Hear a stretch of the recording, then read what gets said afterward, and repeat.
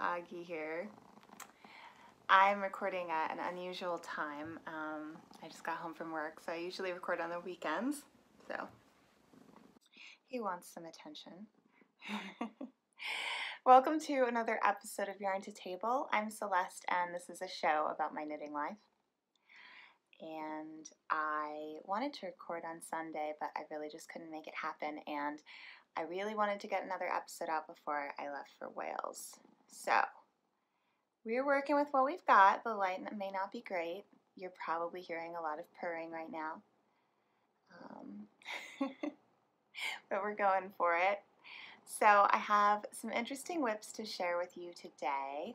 I'm also going to talk about some of the garments that I want to work on next in the On the Horizon segment. We have a knit-along winner to announce, and I'm going to share some of the books that I'm reading right now for the Chitchat segment, one of which is very relevant to knitters. Aggie, please don't rub your head on the tripod, okay? So, I'm sorry if I'm a little distracted. Let's see. Let's start with the Cowl news. So the FiberQuest Cowl is going on right now. If you don't know about that, there is a link to a playlist in the doobly-doo. And it's a lot of fun. And we just finished the Land of Goat Fibers, so we have a winner to announce. The winner for the Land of Goats is Moe's Crochet. And Moe's, you will be winning a skein of Shibui Silk Cloud. Yes. This is a skein that I have, but this is mine. And you are going to be winning it in the color of your choice. So if you want to just get on Ravelry, see what colors it's available in, and let me know which color you would like. Send me a message with your mailing information, and I will get that sent to you. This is a really nice 60% kid mohair, so the softest mohair, 40% silk. So it's got that nice shine to it, beautiful halo, lace weight yarn, and it is 330 yards at 25 grams. So, very, very beautiful yarn. Congratulations, and thank you to everyone who participated in the Land of Goats. We are now well into the land of plant fibers, and I'll show you what I'm working on for plant fibers in my whips segment. So plant fibers is going to be running through the end of June, so make sure you are posting in that chatter thread and getting your FOs into the FO thread. And yeah, just keep exploring fibers. The plant fibers video has gone up, so you can check that out. And the next Land of Fiber will be silk, which will be July, August. Unfortunately, I haven't been able to be as on top of it as I would like with everything going on with school. So I'm not going to be able to put out the silk video until the actual Land of Silk has already started, because I'm just going to be basically traveling until the beginning of July, and not just traveling, but like traveling for study abroads and residencies and stuff, so it's incredibly, it just takes up all of your time. So I will be doing another video on silk, which I think is just such an interesting fiber, so it's going to be a lot of fun. But unfortunately, I'm not going to be able to get it out before we actually get to that month. But I'll try to do it near the beginning, and hopefully that'll work out. Yeah, so that's all of the news we have on the Cowl front. And I guess we can jump right into whips. So I will start with what I am working on for plant fibers. And before I show you this, actually, I'm gonna go back and talk about what I'm drinking because since everything's different today, and it's a little warm outside, so I didn't want to make myself some hot tea. So I'm having some of this homemade macadamia nut milk that I just made for myself that I've been making iced lattes with. Just having a little bit of that as a treat. Making nut milks is actually really simple, but it's best if you have some sort of fine mesh strainer that you can strain them through at the end. I have something that's actually called a nut milk bag, and it's basically like this open weave plasticky drawstring bag. I got it on Amazon, and you can use cheesecloth or something similar. But basically, you just soak your nuts overnight, and then you drain them, and you put the 1 part nuts, 2 parts water into a blender, blend it up, strain it through a fine mesh, and it'll settle out, and you'll have to shake it before you serve it, but couldn't really be much easier, and it's delicious. You can sweeten it a little bit with whatever you like. I put a little bit of honey in this. Sometimes people will do it with a date or something like that, but you don't have to sweeten it. And I did macadamia nuts this time just because I had a bunch in the kitchen. I think it's probably a little bit indulgent. Definitely not what I would do every single time, but it's quite good. And yeah, I had a bunch sitting around, and I just wanted to do something with them. So that's what I'm having. Anyway, my whip. Told you I was going to be all over the place today. So, I am working on the Silver Monk sweater from We Are Knitters, which I got in a kit. This is the little instruction booklet that came with it. And the yarn is the cotton, which is a worsted weight. This is in the light salmon color. It's a 100% Peruvian Pima cotton, which, if you will remember, we talked about in the About Plant Fibers video, that's one of the softer, better cottons, is Pima cotton. And here's where I am. Just a big old garter stitch rectangle. Just nothing going on here yet. I am knitting this flat, and the reason that I'm knitting it flat is that with cotton tending to kind of stretch out a little bit, not have that elasticity that wool has, I think that the extra structure that seaming it will give is going to help this last a little bit longer.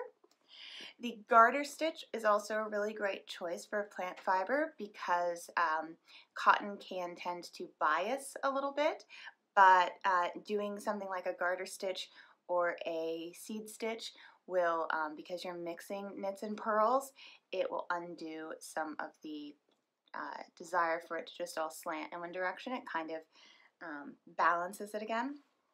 Here, he's going to jump. Boop, there he goes. So yeah, so I think this is a really great, it's a well thought out pattern in terms of matching the pattern to the yarn.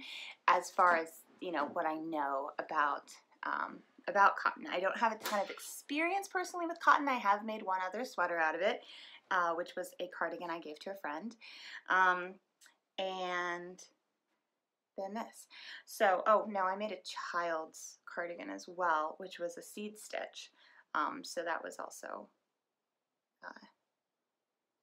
well suited. But anyway, very, very, very mindless. I'm getting to the top. Then there's going to be a little bit of shoulder short rows, I think. Maybe binding off. I can't remember. Some shoulder stuff and doing the other side and doing the sleeves. It's all just a bunch of garter stitch, and it is going to have a low back with a tie at the shoulders, which I think is going to be really pretty. So I was knitting on this for a while, And I've kind of been focusing on the tenya instead, because I'm thinking that I should really be saving this for whales, because it is so mindless and it'll work so well for knitting there. So I've kind of I've knit a little bit on it, but I'm now trying to pour most of my energy into the tenya, because I'm really liking the idea of actually having the tenya done for whales, and if not done, finishing it in whales and wearing it. So we'll see. That's living in my field bag, and I'm knitting this out of Wool and Vine Footsie Dirty on Purpose. And let's see, there's a lot to say about the tenya. I'm having a lot of fun with it. So first of all, when you last saw, I was knitting on the lace. And when I finished the lace, I started alternating skeins, because the skeins did look quite different. One of them had more of the brown speckles. The other one was more gray. So I started the alternating skeins once I got above the lace, and I think it's working out quite nice. I don't think that you can tell the difference between the lace panel, the color in the lace panel versus the stockinette. And I also don't think the stockinette looks too much like a micro stripe, which can sometimes happen when you're alternating with skeins that are dramatically different. So they're similar enough that I'm not getting that micro stripe effect. I mean, there's a little bit of a thing going on, but it's more of just the natural variegation. So I'm really, really liking how the color is working. I'm liking how the alternating skeins is working, and I'm really, I really, really love how this colorway works in lace. I think that it doesn't overpower it, even though it's variegated, which is very important to me, because I want the lace to show off. And I think that the variegation of this skein is so subtle, because it is low contrast colors, you know, grays and browns, and that's exactly what I want. I want it to feel just a hint more interesting than like a tonal, but not like a crazy variegated, because I like to wear fairly minimal neutral things, and I want this to be really, really wearable. So I'm really liking how the color's working. I'm not so much minding alternating skeins. I mean, I talk a good talk complaining about how I don't want to do it, and I do dread it a lot. But then once I start, it's never really as bad as I think it's going to be.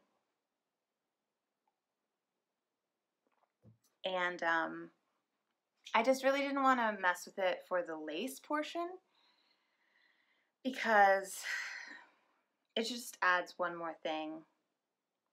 And I think it worked out fine.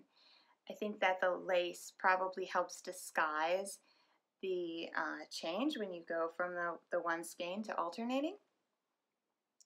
And I've now finished with the first skein, and I've started my third skein, alternating with that. So let's see what else. With the lace, I knit with stitch markers, separating each of the repeats, and I really enjoyed doing that. There was a time when it kind of felt like cheating to me in a weird way. Just like, I guess I wanted to prove to myself that I didn't need that, like it was a handicap or something, or a crutch, I guess. And the fact of the matter is that it just makes you faster. Like, it doesn't matter how great of a knitter you are, how good you are at reading your knitting, like, you will occasionally just sort of space out and lose track of what you're doing and accidentally do something wrong. And when you have these stitch markers, you can have the liberty to sort of know that you can space out and you're not going to make a major mistake. because you're going to catch yourself and you're not going to have to rip back a whole lot, and you don't have to spend a lot of time counting and making sure and reading your knitting and just focusing on it. It just makes the whole process a bit more mindless, which is sort of what I need right now. I need something that has interest, but not too much interest because my brain is busy thinking about a lot of other stuff. So I can totally understand why a knitter might like the challenge of knitting lace without the stitch markers, but I no longer think of it like I'm like I have something to prove to myself. I'm doing it with the stitch markers because it's more enjoyable and it's faster, and I've sort of like recognized that it's silly to not give myself permission to do that. So I really enjoyed that. And then, you know, because this lace, it's not super complicated, but it's a little more complicated than like a feather and fan, like very simple repeat. It's not memorizable or anything like that. So, yeah. And then, let's see. With the lace, there were some rounds where there was like knit 4 together, which is not the most fun thing in the world, but for the most part, it was very enjoyable lace. I've still been doing that new way of slip knitting that I learned on the Kirigami, and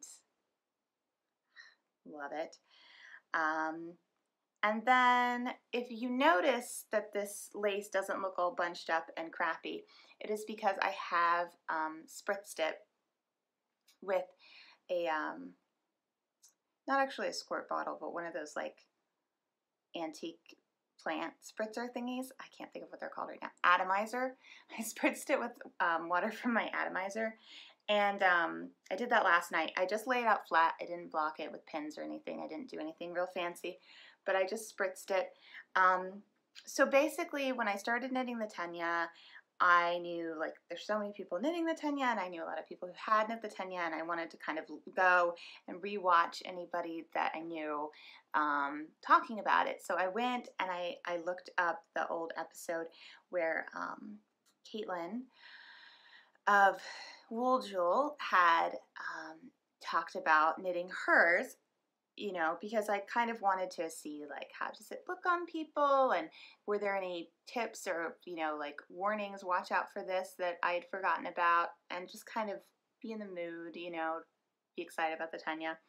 So I went and I watched her episode again, I think just the segment where she talked about the Tenya, and she was knitting it, trying also, like I am, to wear it on a trip that she was going on, but she wasn't going to be, she wasn't going to get it done in time.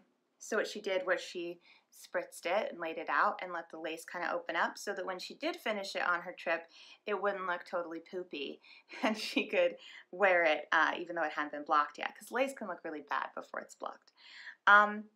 And yeah, so I was thinking about that, and I thought, because I need to measure it, and I'm concerned about getting the right measurement for when I split for the arms, because I want the length to be right, I thought it would be easier to get it a more accurate measurement of it if I spritzed it.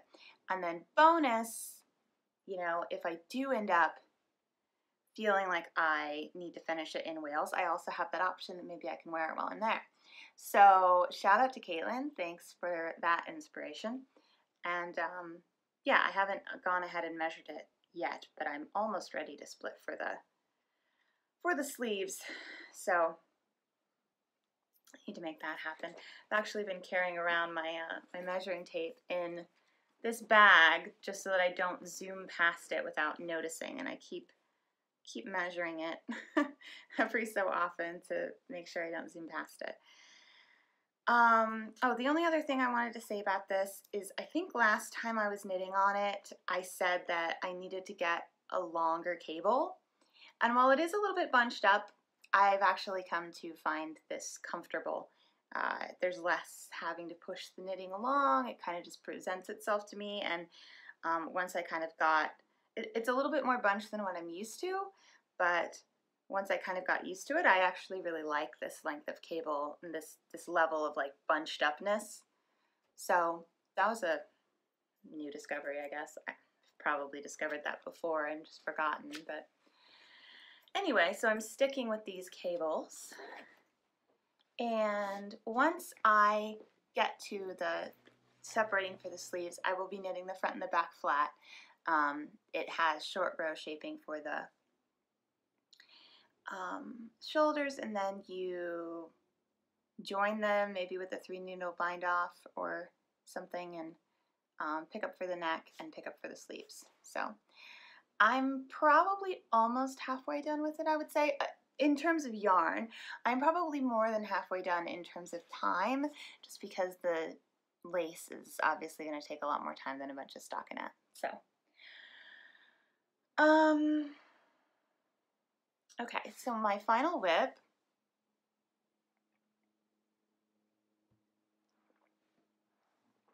is my Sunset Highway, my Stars Hollow Sunset Highway.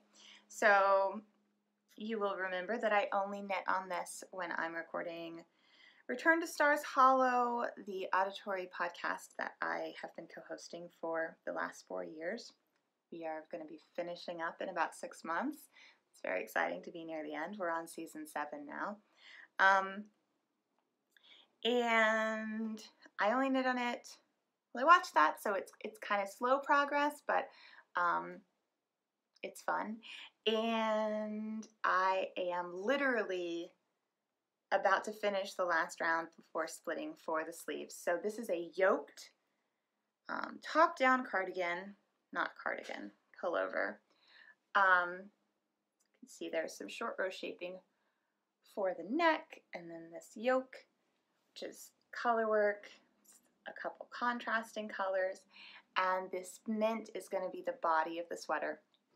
There will be more color work on the sleeves, but no more for the body. So I'm just going to be zooming in stockinette for a good long while now, and then get back into the color work when I do the sleeves, and have a little powdered donut on here, because donuts always remind me of Gilmore Girls, of course.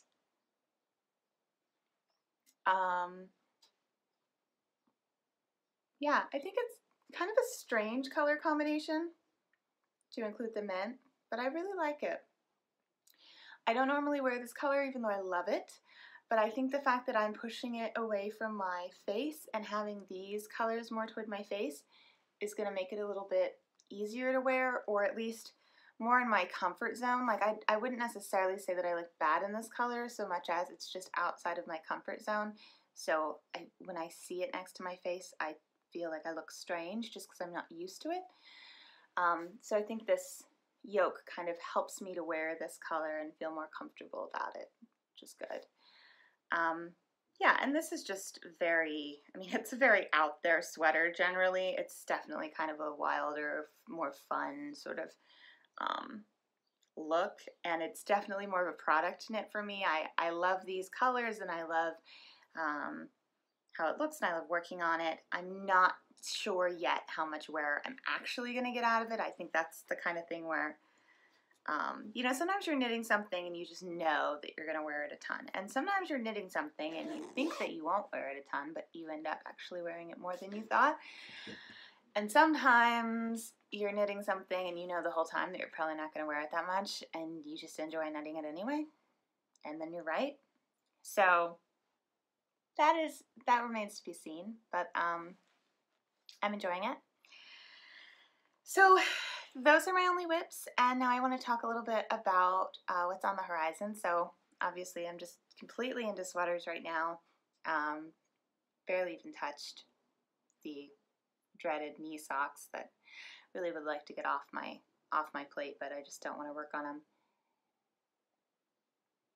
And I'm just all about these sweaters. So everything that I want to knit next is also a sweater, basically. And I just kind of wanted to tell you guys which ones I'm thinking might be coming next. So I am in a summer garment state of mind for the most part right now. I want to do the Amalia by Pam Allen, which is a little, oh, come here, get up here. All right. It's a little peplum camisole made with linen. So I have swatched for it already. and that is probably going to be coming up next, maybe even while we're still in the land of plant fibers. So I figure since I was so bad about actually finishing projects for the first 2 rounds of the knit along, I might as well try to finish 2 for this round. I mean, that makes sense, right? So I don't know. I've been wanting to do the Amalia for a while. I thought I would do it last year. Hopefully that's going to get done. We'll see. And I've also been thinking about the Land of Silk, and there is a kind of summery garment. It's a short sleeve top called the Gibson, which is by Thea Coleman, and I have a sweaters quantity that I bought for it, again, I think last year. All right, well, you don't. And that is of Knit Picks Gloss DK, which is I want to say 30% silk, 70% wool. So that will probably be coming up later in the summer, assuming I don't completely lose interest in it. And then I've also been wanting to get back on the wispy cardigan, which I attempted to cast on last year. It's kind of more of a summer garment, just in that it's not, like, it's a lightweight open cardigan. I think it doesn't have full-length sleeves or anything, so it's just, yeah, it feels like kind of a throw it on for cold AC sort of thing, at least in this country where the summer requires you to take a cardigan everywhere you go because everyone's blasting AC.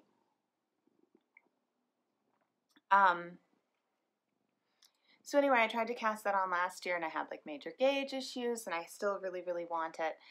I have lovely Sweet Sparrow yarn for it in her Queenie colorway, which is inspired by Fantastic Beasts and Where to Find Them, one of my favorite characters from that movie. So that needs to happen, and I would like that to happen. I actually watched an episode of the Sweet Sparrow Knits podcast, which I don't think I knew existed. I don't know. And I've just been drooling over her yarn, and it's just making me in the mood to actually use that yarn and make the wispy happen again. And I kind of set it aside partially because I was frustrated by the gauge issue, and partially because I really just wanted to knit cold weather things. So I hope that it doesn't just get skipped over again, because pretty soon it's going to be almost fall and I'll be back into wanting to knit winter things. I feel like the summer garment season is so much shorter than the winter garment season because, at the beginning of spring, you're still trying to finish up your whips from winter, and then toward the end of summer, you're starting to want to make things for fall. So there's really just this tiny period where you can really knit summer garments. So I don't know how many of them I'm actually going to get done, but they do tend to knit it faster than winter garments in a lot of cases because, they're sleeveless or short-sleeved or what have you. And then finally, a cold weather garment that I am just dying to knit is the Humerus, which is by Isabel Kramer. And after I finished the Kirigami, I just added so many of my favorite yoked sweaters to my queue because I loved the way it fit. I loved knitting it. I just became absolutely smitten by the idea of a yoked pullover. So I just added all of these yoked pullovers, and I was thinking, oh my gosh, I love these. Like, what should I knit next? And I sent a bunch of the photos to Ryan. I texted them to him, and I was like, which one of these do you like? And he really liked the Humerus. So I think that swayed me a little bit to think that should be the next one. I really like it as well. It has this lovely, really simple color work pattern that's inspired by hops. And she does it in I think a light gray and a kind of mustard, which I really love that combination. So it's probably going to be another one of those things where I end up mimicking the color from the sample pretty closely, which also always kind of makes me feel like an uncreative loser. But sometimes I just can't help myself. I really like the sample colors. So yeah, I've been dreaming about that. I think I would like to make it in Brooklyn Tweed because they have a really beautiful mustard color, and it would be a good use for it. So I don't know. So that's sort of what I'm thinking on the horizon wise. And now for Chit Chat, I wanted to share with you because so I'm in this rare moment where I can do some reading for pleasure, because I had my last deadline.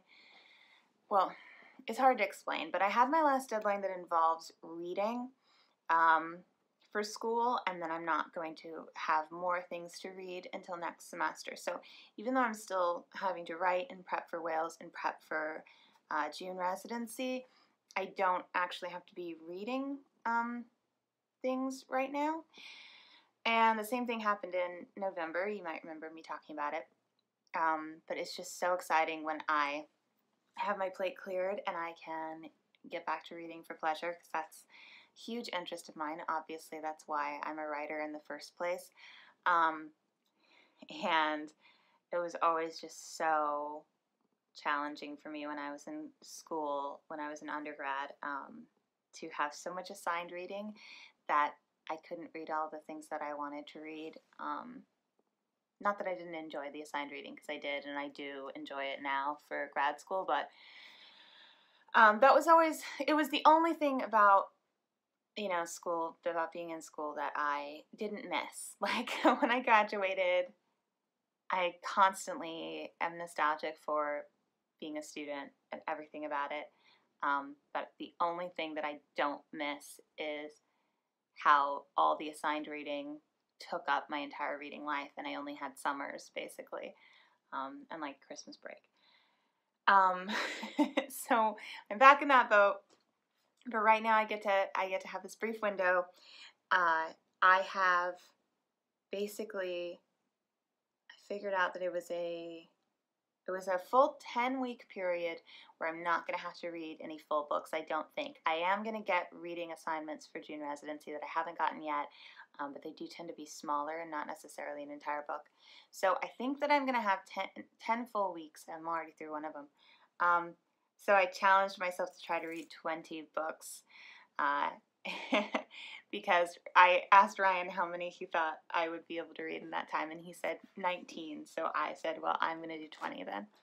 So that's about 2 books a week, which is quite a clip, but when you factor in audiobooks, I think I can do it. I need to step away from the podcasts a little bit, because that can take away from the time I have to listen to audiobooks. But anyway, so these are the 3 books I'm going to talk about right now, which I am in the middle of reading all of them, so it's not going to be like a straight up review or anything. I just want to share a little bit. And gosh, I just lost my train of thought. I was going to say something. Oh, so I've been, listening, and I've been finding more ways to squeeze my reading in. So I have a designated book that I've been taking to work and reading on my lunch break if I do have time to take an actual lunch break and read. And then I have a designated book that I have been keeping on my bedside table and reading before bed. I deviate from this a little bit in that, like, sometimes I'll read this when I'm sitting on the porch at home, or sometimes I'll read just like one of these stories before bed, and then I'll read a little bit of something else. But for some reason, like, assigning the books places helps me feel like I'm making progress on each of them. I know people can be that way with their knitting whips too. I don't know what it is. And then this book, I was reading on. It took a little bit of a backseat when we went to the bookstore, and I got these two, but I'm getting back to it. So what are they? Okay, let's start with the one that most people will be interested in, and then you can turn this off if you don't want to hear about the others. This is called The Lambs by Carol George, and it is a memoir about a high-powered lawyer who decides kind of on a whim that she wants to buy bunch of sheep for this farm in rural Virginia that she bought herself. She lives in DC and she buys this farm in rural Virginia, and she just falls in love with these sheep. She gets a ton of them, quits her practice, closes it down entirely, and just devotes her life to these animals. And she's not doing it for any real clear purpose other than just loving life with the sheep, loving the life of a caretaker of sheep. She's an elderly father who comes to visit her all the time and is totally in love with this land. And, you know, he's really interested in like poetry, and they create like a little poetry bench, and you know, they have this beautiful long table that's underneath a tree, and just the way that, I mean, it's just this pastoral. I was describing it to somebody at work who asked about it because it was on my desk, and he said, it sounds like a pastoral eat, pray, love. And I was like, yeah, kind of, yeah. So yeah, it's one of those things where it's like a world that you kind of want to go away to. It also has, well, I mean, obviously it's very, very beautiful. It has this like very soft cover with like raised type and kind of a fabric binding. It's just a beautiful object. And then it has lots of, well, it has these gorgeous, first of all, these gorgeous images on the inside covers. And then lots and lots of photos of the sheep and her with the sheep and stuff. This is the poetry bench that they made out of railroad ties, and that's her father. So it's a very quick read. It's very, it's broken up into very small chunks and lots of photos. And I've been enjoying it. I have my complaints. You know, I wish that she would go more in detail into exactly what it was that made her want this life. I feel like she's not quite as introspective about it as she could be. She kind of just takes it as a given, like, well, and then I just wanted it. And she doesn't get into much about what the actual fleeces are used for. She herself is not a fiber artist. She's much more into the animal husbandry aspect of it, which is fine. I'm not expecting someone to be into something that they're not into. It doesn't claim to be a spinning or a knitting memoir. That's fine. But as a knitter, I just can't help but want to know more of that side of things, of where the wool is going. And there's just a little bit of it. She goes to Maryland Sheep and Wool at one point and sells a beautiful naturally black fleece to an incredibly excited spinner, who then thanks her by knitting a hat out of the yarn that she spins and sending it back. So that's like a nice little moment, and I just wish there had been a little bit more details of like how this kind of comes into play with the fiber arts community, since that's what I'm interested in, as well as the sheep, which I am very interested in. In fact, I've been looking for a sheep memoir, basically. Like, I've been wanting to know more about raising sheep, and it just fell into my hands. We went to Joseph Beth, which is our local indie, and Ryan found it for me and showed it to me, and he thought I would just want to look at the pictures of the sheep and then like wouldn't buy it. But I was like, are you kidding? I've been looking for exactly this. And it's definitely getting me in the mood for all of these sheep that I am certain to meet in Wales. I'm like so psyched about that. I've been reading about the main breed that's there, the Welsh mountain sheep. And yeah, so anyway, it's a nice world to live in. You know, it's I would think that basically anyone who's interested in knitting and sheep at all would probably enjoy this. I'm not going to say it's the best book I've ever read, but I feel like I can recommend it to basically anyone who's watching this, and I think you're probably going to come away with a fairly positive experience. And if you're not that interested in it and you just happen to see it in a bookstore, thumb through and just look at the pictures. Yeah, I could go into more detail, but I won't bore you. I won't bore you with my editor's eye for how the captions on the photos can be redundant with the main body copy. Oops, I just accidentally did. Sorry. Can't help myself. I don't know which book is which. You may have noticed that I hate dust jackets. I took them off. So I was going, which one is which? Okay. So this one is You Think It, I'll Say It. Is that upside down? Yep. Which is the new Curtis Sittenfeld collection. Well, actually, it's her first published collection of short stories. She's published in the New Yorker before, and she's published 5 novels. This is her first collection. She is lovely. One of my favorite books in the world is her debut novel, Prep. I also loved American Wife. I loved Eligible, which is her Pride and Prejudice retelling set in Cincinnati, which is her hometown as well. And I quite liked Sisterland. Wasn't a huge fan of The Man of My Dreams. So I've read everything. I just adore her. I've read her short stories in the New Yorker. I adore her. And this collection, I have 3 more. Let me see. I'm most of the way through it. So there's 10 stories, and I've read 8 of them. And all of them have somehow the theme of like either making assumptions about a person that are wrong, or misunderstanding how someone sees you, or just all these various sort of just sort of like either misconnections or like misunderstandings, or thinking of someone in a certain way and they turn out to be a different way. That's sort of the theme that runs through all of them, which is a really interesting theme to me. And they're beautifully written. I mean, her prose is like on point. She went to the Iowa Writers Workshop. Like, girl knows what she's doing. She can work her way around and through the English language like a boss. Like, she is doing it. So I love that. I'm very, very, very picky about prose. Some of the stories are obviously stronger than others, in my opinion. That's always the case, I think, for collections. And it's not even necessarily that some are inherently stronger, as you're just going to personally relate to some better, and then it just makes them feel like they stand out to you more. I don't even necessarily think that there are any that are like objectively lesser that I would have cut from the collection or anything like that. I've enjoyed all of them.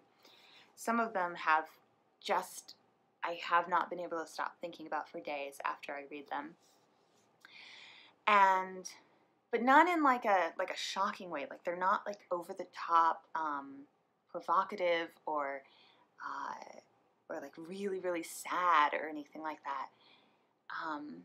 It's just she's so precise at like describing these human experiences and letting you see characters and just the details in things like of the dynamics of a certain marriage, you know, just incredible, just absolutely incredible.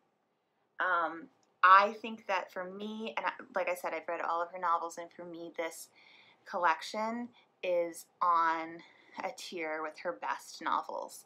I think it's some of her best writing. So, very, very much enjoying that. I've been parsing it out and reading like one before bed. So, I'm not going to lie, I'm probably going to read the last 2 tonight just because it feels good to finish a book. And one of them's a little short, I think. So, I'll just say, in case anyone is going to pick this up, I'll tell you the stories that I liked the most. Maybe you can start with them if you just want to read a couple, or maybe you'll just be curious about it and you can compare to which ones you liked the most. But my favorites were The World Has Many Butterflies, which is about these married acquaintances who have a bit of like an intimate flirtation going between them, and then it, you know, the narrator starts to kind of question things from that. Plausible Deniability, which is told from the perspective of this kind of guy who is like a aging bachelor, like never wanted an intimate relationship, feels like he's wired totally different than other people. And it's really interesting how it gets inside his head, because he doesn't want to actually hurt women, but he like also doesn't really want a relationship, and so he always has these short-lived sort of like hookup things where like they both kind of know what it is, because he never wants to overpromise, and how that kind of complicates his life. And then he also has this intimacy going with this woman who he's talking to online that develops in interesting ways as you learn sort of what she thinks about it and what he thinks about it. And I won't give too much away, but that one stayed with me for a really long time. That's Plausible Deniability. And then I really, really liked the last one that I read, which is The Prairie Wife, which is, the idea is that there's this woman, almost, I mean, I don't know that much about the pioneer woman, but obviously the name, The Prairie Wife, is like inspired by that. I don't know how much the actual character is similar to her, but the character, the Prairie Wife, is this like food blogger who is like homeschooling her kids and beloved of a lot of conservatives and religious people, and she never swears, you know, and it's told from the perspective of this suburban woman who knew her when she was younger and thinks that she's a total hypocrite because she remembers what she was like when she was younger. And it also deals with themes of your sort of sexual identity and sexual orientation and coming out and outing other people and the kind of stakes around that and representation in the media. And it's just, again, it has spoilers that I don't want to give away, but just very, very well done. Curtis Sittenfeld herself is, as far as I know, a straight woman. She's married to a man. She has children, and yet she is able to write some stories from the perspective of men, gay people, childless people, people who don't want children, people who have very different life circumstances than her, and it feels very authentically who they are. Like, I think she's just very, very good at empathizing with other people and getting inside their heads, which I think is just completely what fiction is for. So I could not recommend that one more. And then this is Tamar Adler, Something Old, Something New, which is actually a cookbook technically. Let's see how it's laid out. There's a lot of prose, and then some recipes show up. There's these illustrations, and then, yeah, like this is all prose. No recipe on this page at all. She just sort of, every chapter is sort of a subject, and as she goes through it, she'll drop in some recipes. She writes very, very evocatively about food. I adored her first book, which is called An Everlasting Meal. Just the best food writing ever. And this is her new book. This is on the subject of taking old recipes that are maybe not popular anymore, maybe kind of considered kitsch or in poor taste or too complicated or too fussy, and adapting them, either adapting them to something that's better for modern sensibility or actually not adapting them at all and just sort of making the case for why they are still relevant.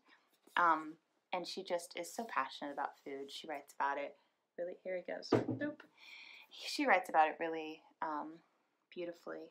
And yeah, I'm not very deep into this one because, like I said, I kind of set it aside because I bought both of those when we went to Joseph Beth, and I've just been reading them since then. That was just before Mother's Day. We also picked up books for our mothers. But not gonna lie, I got ourselves some things too. It's got some really lovely pictures in it, and I have this Mulberry Fiber Co. tag as my bookmark. Yeah. So I feel like I talked so much about those other two, and I haven't read a ton of this one yet, so I think I'm gonna let you guys go and not opine about that one forever. So that's going to bring us to the end of this episode. I hope that you enjoyed it, and I will be back, as I've mentioned before, on a kind of once a month schedule for a little while with my traveling. So I will be back mid-June, fingers crossed. I'm going to be able to record, edit, and upload an episode in between Wales and my June residency. If somehow that just can't work out, you'll know I won't be here. If I disappear, you'll understand why. And then I should be back in mid-July.